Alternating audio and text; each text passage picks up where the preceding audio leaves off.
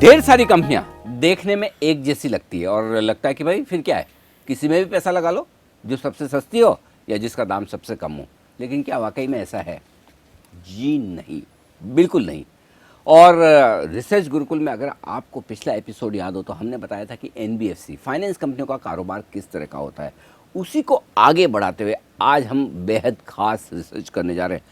3 ऐसी कंपनियां जिनके नाम सुनते ही आपको लगेगा हाँ ये तो तीनों एक जैसी, एक ही कुनबे की, एक ही खानदान की, भाई भाई हैं। लेकिन तीनों में है बहुत बड़ा फ़र्क, और वो फ़र्क क्या है, और वो फ़र्क अगर आप समझ गए तो फिर आप एनबीएफसी का कामकाज पूरी तरह से समझ गए। और समझेंगे क्यों नहीं, समझाने के लिए है ना वरिंदर बंसल, हमारे fund manager, Pantomath fund managers LLP के। Thank you sir. Varinder ji, research तो ज़बरदस्त रही। एनबीएफसी पर लोगों को पहली बार समझ में आया कि एनबीएफसी कंपनियों को देखना कैसे चाहिए, और पहली बार ये भी समझ में आया कि प्रॉफिट एंड लॉस अकाउंट बाद में देखिए, पहले बैलेंस शीट देखिए, जो आपने बताया कि बैलेंस शीट से वहाँ चलना होता है। 100%। तो अब हमने आज इस एपिसोड में कुछ अलग करने की सोची है, और वो ये कि एक एनबीएफसी दूसरे एनबीएफसी से अलग कैसे। एक ही परिवार में 3 भाई बहन हैं, 5 भाई बहन हैं, तो कौन अच्छा है कौन खराब है, ये पता लगाना है। देखो आप सेनापति हो, हम सेना जो आप आदेश देंगे हम वैसा कर देंगे। तो बस ठीक है, आज हम करने जा रहे हैं 3 कंपनियों पर खास रिसर्च, और वो है इंडिया इन्फोलाइन यानी कि आईएफएल, एडलवाइज फाइनेंशियल सर्विसेज, और तीसरा है मोतीलाल फाइनेंशियल सर्विसेज। अब आप ये कहेंगे कि ये तीनों ही क्यों चुनी? पहली बात, इन तीनों को आप नाम से जानते हैं। दूसरी बात, आप ये भी जानते हैं कि ये तीनों देश के बड़े ब्रोकरेज हाउस हैं। और तीसरी बात, आप ये भी जानते हैं कि ये तीनों की तीनों इंडियन कंपनीज़ हैं, पूरी की पूरी तरह से इंडियन ब्रोकरेज हाउस कम फाइनेंस कंपनी है। तो अब किस तरह से एक कंपनी के बिजनेस मॉडल को दूसरी कंपनी के बिजनेस मॉडल से अलग करें, फिर ये पता लगाएं कि आपको किस तरह के एनबीएफसी में पैसा लगाना है। तो एक एक करके कंपनी को समझने की कोशिश करते हैं। पहले आईएफएल से करें शुरुआत। बिल्कुल सर, बिल्कुल। उससे पहले एक छोटा सा चीज़ है कि हमने पहला स्टेप लिया था आपको सिर्फ बताने का कि एनबीएफसी होता क्या है, राइट। सब दूसरा बहुत ज़रूरी स्टेप है कि अभी रिजल्ट सीजन चालू हो जाएगा, तो मेरा ये बहुत दरख्वास्त रहेगा, रिक्वेस्ट रहेगा सबसे कि आप कॉन कॉल्स पक्का सुनो इन सब कंपनीज की। बिकॉज जब कॉन्फ्रेंस कॉल सुनोगे, अगेन वो सबके लिए अवेलेबल है, आप सुनोगे तो आपको समझ आएगा कि हाँ भी किस तरीके से हर एक मैनेजमेंट का किस किस चीज़ पे फोकस है, तो आप उन कंपनीज को अच्छी तरह से समझ पाओगे। दूसरा, जैसे आपने बोला है तीनों कंपनीज क्यों चुनी, सर अगर आप लास्ट इंडिया के 15-20 साल देखिए, आपने तो एक बार काम भी किया हुआ है कि अभी आनंद राठी जी में काम किया हुआ है, तो कौन सी कंपनीज हैं जो आज तक रुकी हुई हैं और अपना बिजनेस ट्रांसफॉर्म कर रही हैं इंडिया में? अच्छा। अदरवाइज आप देखो कितने फॉरेन ब्रोकरेजेस आए या म्यूचुअल फंड्स में भी आए, आए चले गए, या फिर इंडियंस ने जाके उनका हिस्सा भी ले लिया डीएसपी में, उसमें हुआ, ठीक है ना। बहुत ऐसे हुए केसेस हुए, बट ये 3 ही कंपनीज हैं, आदित्य बिरला कैपिटल भी है, बट 3 ही मेजर कंपनीज हैं जो चालू एक्चुअली हुई थी ब्रोकरेज से, बट रेगुलरली वो अपना इतना प्यारी तरह, इतने शानदार तरीके से बिजनेस को ट्रांसफॉर्म करती रही। वो एनबीएफसी और फाइनेंशियल सर्विसेज की बड़ी कंपनियां बनी। तो मैं इनको ब्रोकरेज कंपनीज बोलूंगा नहीं, ये फाइनेंशियल सर्विसेज कंपनीज है, राइट। बट पॉइंट इज ये सिर्फ तीनों कंपनीज की, आपके पास लास्ट में 10, 15, 20 ऐसी कंपनीज होंगी जो आज शायद है ही नहीं है, या जिन्होंने कभी स्केल प्राप्त किया ही नहीं है, तो इसलिए इन पे फोकस है हमारा। जैसे आपने बोला, सबसे पहले आईएफएल की तरफ चलते हैं। तो आईएफएल का मार्केट कैप 14,500 करोड़ है। जैसे मैंने पिछली बार बोला था कि सबसे पहले सबसे जरूरी चीज देखो आरओई, रिटर्न ऑन इक्विटी, ठीक है। तो आप एक बार ट्रेंड देखेंगे, अगेन ये सारी की सारी चीजें प्रेजेंटेशन में होती हैं कि इनका पहले FY17 में 17.7% था, 19.3% था, 16.3% अभी आ गया, बिकॉज वो एनबीएफसी इश्यूज होने लगे। बट ये 18-19% आरओई करने वाली कंपनी है, which is a very good thing, अभी इसका 16.5% आ गया। तो आपको ऑफकोर्स ये देखना है कि ये वापस 19-20 पे कब जाएगा। 15-16 भी बुरा नहीं है, लेकिन 19% तो बहुत ही अच्छा है। 19-20% बहुत अच्छा है, तो वी हैव टू सी कि वो वापस कब जाएगा। दूसरा चीज, आप धंधा समझो इसका। धंधे में क्या है कि हाँ भी ये काम क्या करता है। अगर आप इसका प्रॉफिट देखोगे तो इसके 3 सेगमेंट हैं, एनबीएफसी, वेल्थ और ब्रोकिंग। अभी इन तीनों कंपनीज में ये चीज समझना बहुत बहुत जरूरी है। एनबीएफसी से आज की टाइम पे इसको 55% मोटा अगर आप 9 मंथ प्री माइनॉरिटी के हिसाब से देखो तो 55% इसको प्रॉफिट आता है। ठीक है, आधे से ज्यादा मुनाफा आपका एनबीएफसी फाइनेंसिंग के कारोबार से आ रहा है। बिल्कुल, वेल्थ से 33% आता है, 1/3। वेल्थ मतलब अपने कस्टमर्स का जो भी उनका पैसा मैनेज करते हैं, एसेट्स अंडर पीएमएस हो गया, म्यूचुअल फंड टाइप अगर है तो वो हो गया अलग। इनका तो खैर नहीं है, लेकिन और डिस्ट्रीब्यूशन भी करते हैं ना ये, बहुत बड़ा डिस्ट्रीब्यूशन का, तो जी कि अगर किसी थर्ड पार्टी प्रोडक्ट्स का, एडवाइजरी का, वो सबका सब है, वो 1/3 है। ब्रोकिंग सर इसका सिर्फ 15% है। अच्छा, हम तो सोचते थे कि वो 5paisa.com से जो हाँ शुरू जी, हुआ था, हाँ जी, हाँ कि मतलब जी। ये तो ब्रोकर ही है, तो वैसा भाई, नहीं है। अब देखिए बिजनेस कैसे ट्रांसफॉर्म हुआ। हाँ। तो आप एक्चुअली एक कंपनी देख रहे हो जिसका 55% जो है वो एनबीएफसी है, 1/3 जो है वेल्थ है और बाकी से क्या बात। 15% ब्रोकिंग है। अगेन एनबीएफसी पे आए हम। एनबीएफसी में सबसे पहली चीज देखोगे कितना बड़ा बुक है। हम्म। सी अगर Correct. बुक ही ना बड़ा होगा तो क्या करेंगे, ठीक है ना। तो बुक बहुत जरूरी है। इसका कुछ 36,500 करोड़ का बुक है। जैसे मैंने बोला कि हाँ भी कुछ कुछ चीजें जरूरी हैं जो आपको देखने के लिए, कि इसका नेट एनपीए कितना है, निम्स कितने हैं, कॉस्ट ऑफ फंड्स कितने हैं, तो आपको वो अगेन सारा प्रेजेंटेशन में मिलेगा। इसका निम्स को 7% है, इडलवाइस का 8.5% है, तो आपको मैं बताऊंगा ये बाद में। कॉस्ट ऑफ फंड इसका 8.8% है, इडलवाइस का थोड़ा सा ज्यादा है, इससे मोतीलाल का बहुत ज्यादा है। और अगर आप इसका ब्रेकअप देखोगे, ये जरूरी है, जैसे मैंने बोला था पैसा किसको देता है, ये बहुत ज़रूरी है। लायबिलिटी भी देखेंगे हम, पर पैसा किसको देता है। तो हर एक एनबीएफसी में ये दो चीज़ें सबसे ज़्यादा डिटरमिन करेंगी उनको वैल्यूएशन कितना मिलेगा, कि आप based पैसा on the- किसको उधार दे रहे हो और कहाँ से ले रहे हो। और कहाँ से ले रहे हो, राइट। आपने है। पिछले एपिसोड में बताया था। ये बहुत जैसे इसमें देखोगे आप, तो इसके पास अगर बुक है 36,500 करोड़ की, उसमें ये होम लोन देता है 30%, राइट। लैप और कंस्ट्रक्शन लोन अगेंस्ट प्रॉपर्टी और कंस्ट्रक्शन का 30%, गोल्ड का 15%। तो हर एक एनालिस्ट देखता है कि मुझे चेक करना है कि इसका कितना सिक्योर्ड बुक है, कितना अनसिक्योर्ड बुक है। तो अगर आप कंफर्टेबल नहीं हो, अगेन ये डिपेंड करता है हर एक एनालिस्ट पे, हर एक इन्वेस्टर पे, अगर आप कंफर्टेबल नहीं हो कि इसका लैप में ज़्यादा हो, कंस्ट्रक्शन में ज़्यादा हो, तो आपको उस तरीके से डिटरमिन करना क्या है।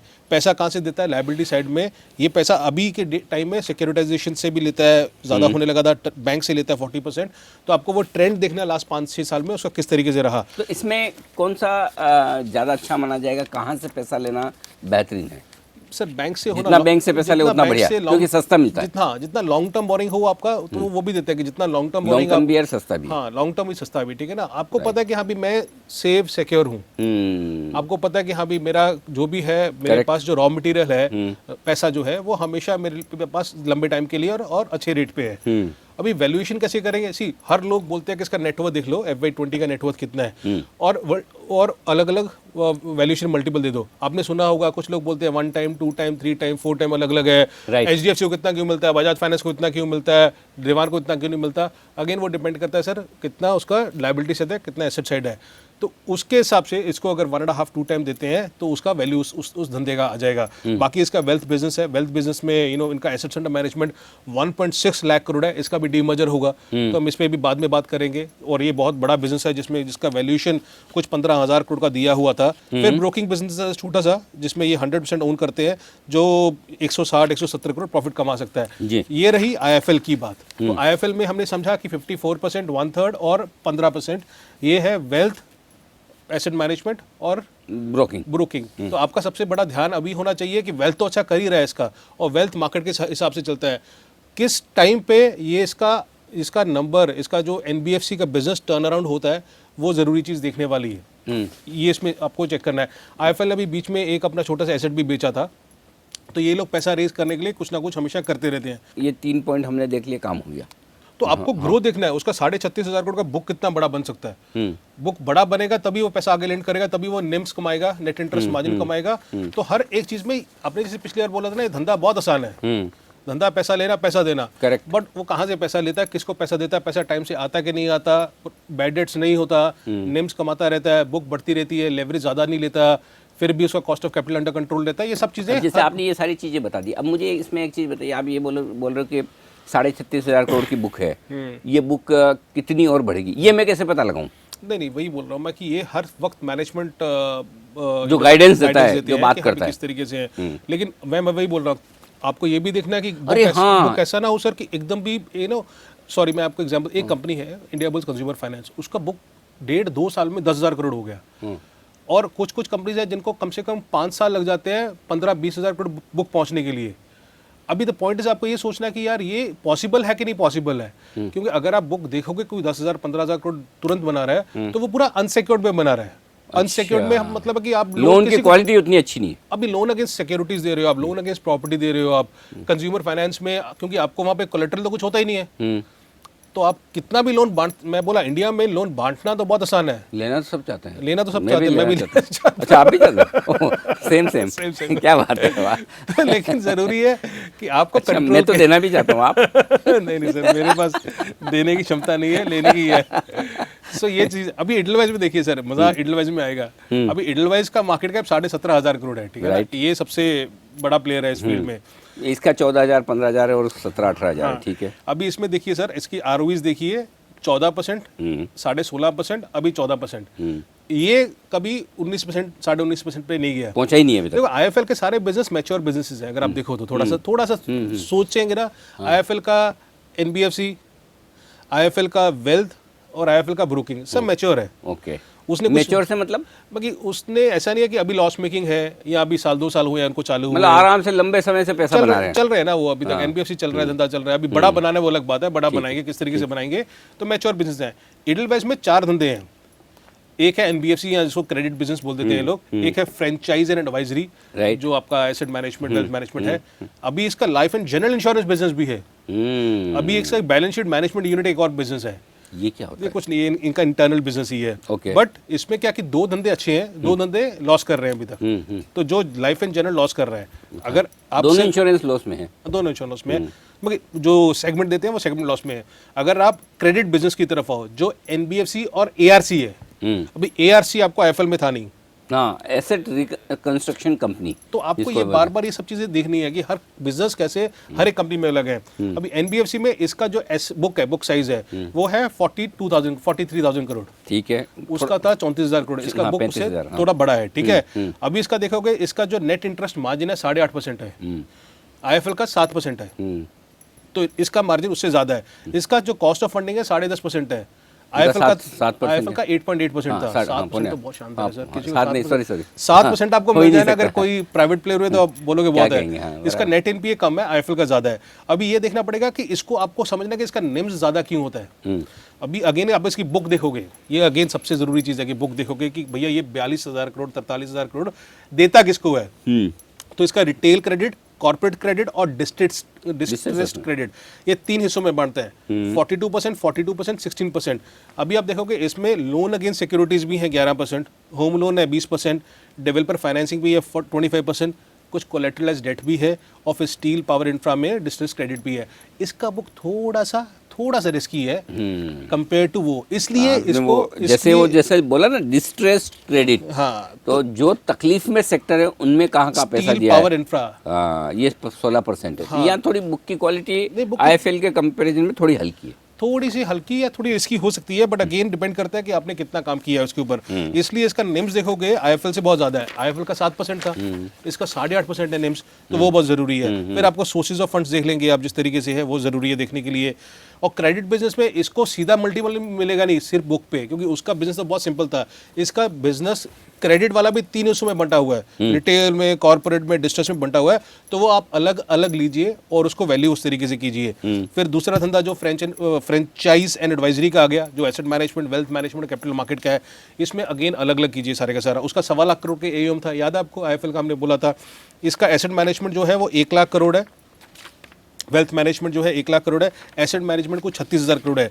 नॉर्मली इनको 5% के हिसाब से वैल्यू किया जाता है। जितना एसेट अंडर मैनेजमेंट पे उसका 5% मान लो, 5% के हिसाब से दिया जाता है। एडलवाइज का लाइफ इंश्योरेंस बिजनेस अभी लॉस मेकिंग है, बट फिर भी थोड़ा अच्छा काम कर रहे हैं वो लोग। उनकी 121 ब्रांचेस हो गई हैं। एडलवाइज टोक्यो एक और दूसरा उनका जनरल एडलवाइज टोक्यो वाला जो है, तो वो लोग ठीक कर रहे हैं। तो अगर आपको देखना है इस कंपनी में, एडलवाइज को देखेंगे, तो अगर आप आईएफएल के साथ सोच रहे हो तो आपको पता चलेगा कि यार ये उतना मैच्योर अभी सारे बिजनेसेस नहीं हुए हैं, बिकॉज इसमें अच्छा, इसमें एक जो यूनिक बिजनेस है एआरसी का, वो बहुत एसेट रिकंस्ट्रक्शन का, ये जरा मुझे समझाइए सर। ये लोग क्या करते हैं कि हम भी अलग अलग एसेट्स होते हैं ना, जैसे ये बिजनेस बड़ा पैसे देने वाला हो सकता है। हो सकता है। क्या है बड़ा ट्रिगर ये है?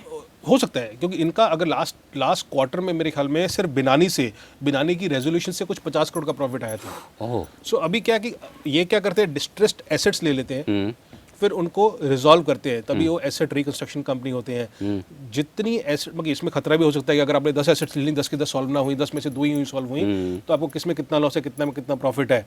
बट इन लोगों ने अभी 45,000 करोड़ के आसपास का इनका एसेट्स अंडर मैनेजमेंट है एआरसी में। आगे जाके ये धंधे में इनको आज की डेट में, बिकॉज अभी रेजोल्यूशंस एनसीएलटी के कारण बहुत हो रही हैं, तो आपको पैसा हो सकता है वहां पे बने, ज्यादा बने।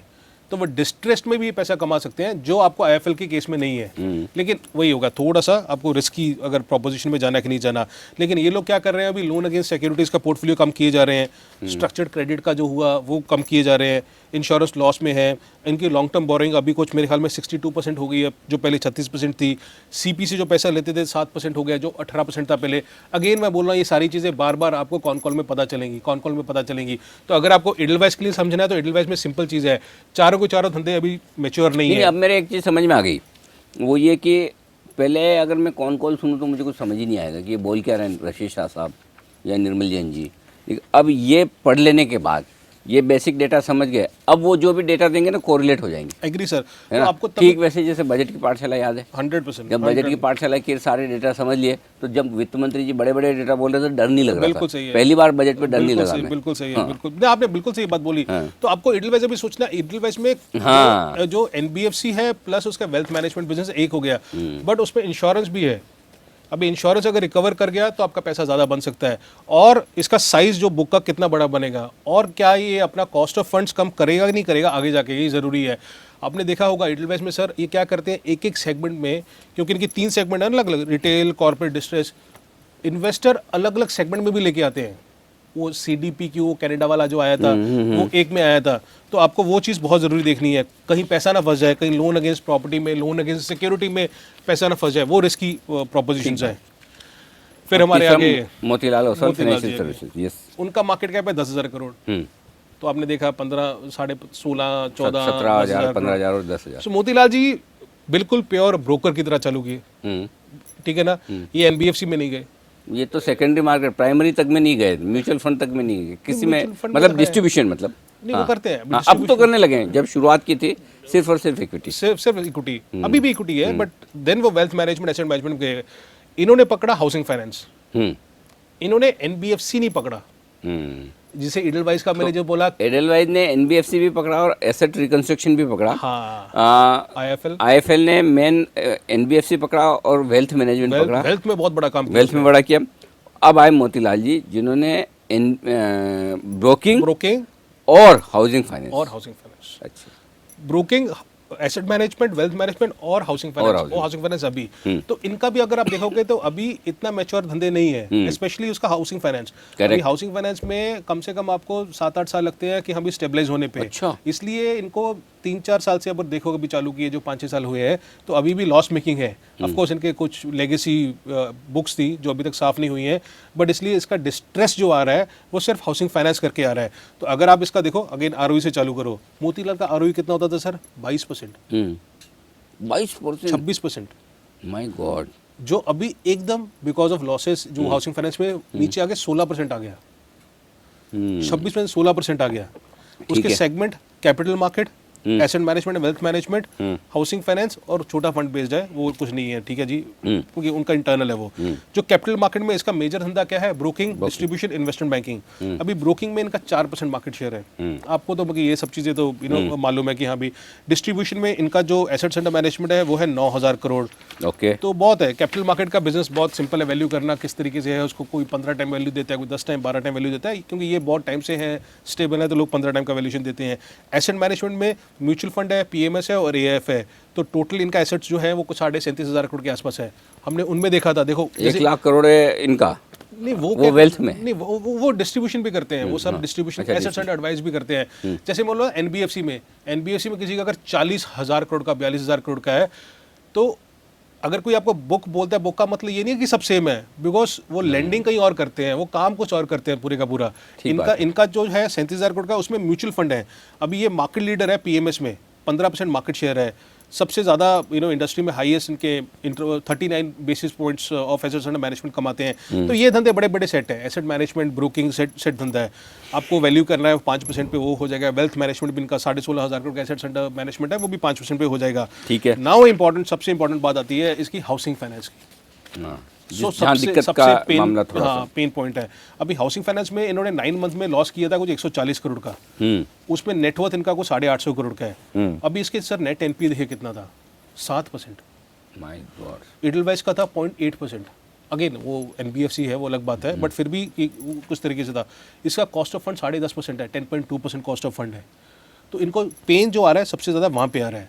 हालांकि इसमें नया मैनेजमेंट पूरे का पूरा क्योंकि उन्होंने इनका डाल कॉस्ट दिया ऑफ फंड ज़्यादा है, हाँ। तो इन्हें जो उधार देना है वो थोड़ा ज़्यादा प्राइस पे देना है। 100%। जितनी ज़्यादा प्राइस पे आप उधार दोगे, थोड़ा आप रिस्की लोगों को जहाँ पैसे आने के चांस कम हो जाते हैं वहाँ देते हो, और वही वजह एनपीए भी ज़्यादा है। सर इसीलिए इन्होंने क्या किया, पूरी की पूरी पुरानी लेगेसी बुक जो है वो क्लीन कर दी। नया लेगेसी बुक से मतलब लेगेसी पुरानी बुक थी जिनसे पैसा नहीं आ रहा था, जो गलत डिस्पोज किया था, वो सब क्लीन कर दिया।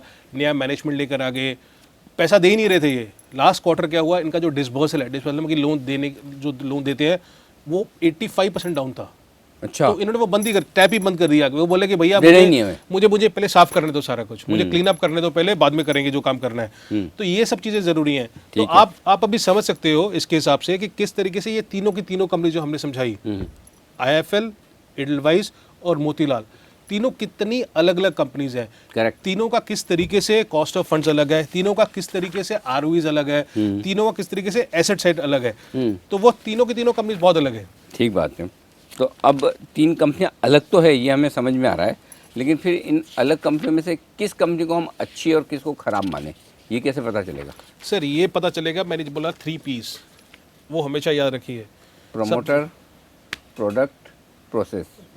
प्रमोटर, प्रोसेस और प्राइस। प्राइस। हाँ, प्राइस। प्राइस। प्रमोटर आप देखिए, अभी आपको सोचना है कि आपको तीनों अच्छे आदमी नहीं, हैं। नहीं देखो वही है। देखो अभी आपको क्या देखना, देखो आपको ये देखना कि किस तरीके से वो लोग आगे काम करते गए। अच्छे तो हैं वो तीनों जैसे first निर्मल जैन सर हैं, वो तीनों थोड़े first से generation फर्स्ट जनरेशन entrepreneur है। हैं। निर्मल जैन सर है, उन्होंने थोड़े नए aggressive ज़्यादा नए हैं। बिजनेस लेकर आए, नए नए मैनेजमेंट लेकर आए। वो करण को वहाँ बिठाया, वेल्थ मैनेजमेंट बिठाया, अनूप को लेकर आए उसके लिए, वो अलग अलग बाहर बड़े से बड़े लोग खिलाड़ी काफी लिए लेके आते हैं और बिठा देते हैं। एडलवाइस में भी हो रहा है ऐसा, मोतीलाल में शायद उतना नहीं हो रहा जितना हम देखना चाहते हैं। तो वो आपको देखना कि किस तरीके से आपको प्रमोटर पे आपको है, ठीक है ना, वो पर्सनल हो सकता है सबका। उसमें व्हाट्सएप, प्रेम व्हाट्सएप बैठा है, हाँ, 35%, फेयरफैक्स 35% स्टेक लेके, तो IIFL उनका में। थोड़ा सा होल्ड ज़्यादा है। भगवान ना करे कल को मार्केट या कुछ इकोनॉमी में कुछ डाउन साइकिल आ जाए, तो किस तरीके से आपको पैसे की सपोर्ट भी होगी। तो इसलिए वो बहुत बड़ा है कि ऊपर से भी स्ट्रांग होना चाहिए, स्ट्रेंथ होना चाहिए। प्रमोटर मजबूत है। प्रोसेसेस किसके स्ट्रांग है, टेक्नोलॉजी किसके पास है, किस तरीके से कितना किसने काम किया उस चीज़ पे, कॉस्ट ऑफ फंड किसकी कम है, कि कौन ज़्यादा रिस्क में नहीं लेता। तो वो चीज़ें ज़रूरी हैं। एक आदित्य बिरला कैपिटल भी है, अगर आप उसको समझना चाहो तो वो भी एक है कि 22,000 करोड़ का उसका मार्केट कैप है। कोई ज़्यादा बड़ा डिफरेंस नहीं है उसका in terms of market cap Edelweiss के साथ, लेकिन वो उसका one of the lowest cost of funds है in the industry in NBFC। Okay. और उसके पास धंधे बड़े बड़े धंधे हैं, NBFC है, AMC है, हाउसिंग फाइनेंस कंपनी है, लाइफ इंश्योरेंस है, और इंपॉर्टेंट है कि उसके चारों के चारों बिजनेसेस मैच्योर है। ओके। कोई लॉस मेकिंग नहीं है, कोई भी लॉस मेकिंग नहीं है। तो आपको अगेन उसको भी समझना है, वैसे जैसे हमने आपको समझाया। ठीक है। बुक कितना बड़ा है। तो कुल मिलाकर आपको इन कंपनियों में देखना है कि मेजर रेवेन्यू कहाँ से आ रहा है, किस सेगमेंट से आ रहा है, और उससे और बिजनेस कितने सालों से मुनाफा कमा रहे हैं, प्रमोटर का विजन क्या है, और आगे किस सेगमेंट से ज़्यादा बिजनेस आने वाला है। देखो सर, मैं आपको प्लस एक चीज़, हाँ, मैं आपको पैसा कहाँ लगाना है, मैं पूछूं आपसे, आपको क्या लगता है कि इंडिया में, आपको लगता है कि वरिंदर ये सेक्टर मुझे इसमें रहना ही रहना है, ठीक है, पहले तो आप वो सोचिए। वो बैंकिंग फाइनेंशियल सर्विसेज ही है। नहीं नहीं सर, वही बोल रहा हूँ। बैंकिंग और फाइनेंशियल सर्विसेज में भी एक कंपनी के अंदर, जैसे हमने बताया, 10 धंधे करते हैं वो, 10 धंधे करते हैं। आपको लगता है हाउसिंग फाइनेंस में जाना है तो प्योर हाउसिंग फाइनेंस कंपनी भी है, ओह यस, ठीक है। अगर आपको लगता है कि वरिंदर मुझे सीवी साइकिल खेलना है, कमर्शियल, तो श्रीराम ट्रांसपोर्ट है। आपको वरिंदर बोलते हैं नहीं गोल्ड फाइनेंस में जाना है, तो आपको मुठूट है। तो ये जो है, ये सब खिचड़ी है, ये सब कंपनीज खिचड़ी हैं। तो उसमें से कौन सी कंपनी में कितना स्ट्रेंथ है, कौन से वर्टिकल का, वो सबसे जरूरी है। और खिचड़ी तभी स्वादिष्ट लगती है जब उसमें मसाले वसाले सब बराबर पड़े हों। यानी कि आपने इस खिचड़ी, यानी कि इस शेयर, इस कंपनी की बैलेंस शीट को, प्रॉफिट एंड लॉस अकाउंट को ढंग से समझ लिया हो। तो आज आपको इन 3 NBFC के बारे में समझ में आया होगा। न सिर्फ 3 NBFC के बारे में, इसी फॉर्मूले के दम पर आपको हर एक NBFC को देखना है कि किन किन वर्टिकल से कितना बिजनेस आ रहा है, कॉस्ट ऑफ फंड्स क्या है, रिटर्न ऑन इक्विटी क्या है, NPA क्या है। ये अगर आपने देख लिया तो बस फिर कम से कम एक बात पक्की है, आप गलत शेयर तो पक्का नहीं चुनेंगे। और यही रिसर्च गुरुकुल में हम कोशिश करते हैं कि आप गलत शेयर ना चुनें और सही शेयर का करें चुनाव। वरिंदर, समझ में आ गया सब कुछ? सर एक चीज लास्ट आप बोल दीजिए कि इस बार कौन कॉल पक्का सुनना है तीनों कंपनीज की, तो मजा आएगा इनको। कॉन्फ्रेंस कॉल जरूर सुने, और आजकल तो कॉन्फ्रेंस कॉल सोशल मीडिया पर हर जगह अवेलेबल है। अगर आप जिस वक्त हो रही नहीं भी सुन पाए, उनकी ट्रांसक्रिप्ट मिल जाती है। लेकिन उससे पहले ये एपिसोड एक बार रिवाइज कर लें, हाँ, ताकि आपको ये याद रहेगा कि अगर मोतीलाल ओसवाल की कॉन्फ्रेंस कॉल सुन रहे हैं तो पहले आप एक बार रिवाइज कर लें, उसके बाद सुनिए, मज़ा आएगा। आपको लगेगा कि ये 4 सवाल मैं भी इंटरेस्टिंग और इंटेलिजेंट पूछ सकता हूँ। तो इतनी काबिलियत तो होनी चाहिए कि किसी स्टॉक पर, किसी कंपनी पर आप भी 5 अच्छे सवाल कर पाएँ, तब जाकर आपकी रिसर्च होगी कंप्लीट। तो रिसर्च गुरुकुल के इस खास शो में इतना ही। बहुत बहुत शुक्रिया आपका ऑलवेज सर। वक्त देने के लिए। और अगले हफ्ते फिर से एक नया सेक्टर। एक नया सेक्टर। चलिए अगले हफ्ते एक नए सेक्टर पर हम करेंगे बात, बस इसी तरह से आसान भाषा में, सीधे सिंपल, हल्की फुल्की रिसर्च, सब कुछ समझ में आएगा हंसते रिसर्च हंसाते। गुरुकुल में, हंसते हंसाते। शुक्रिया।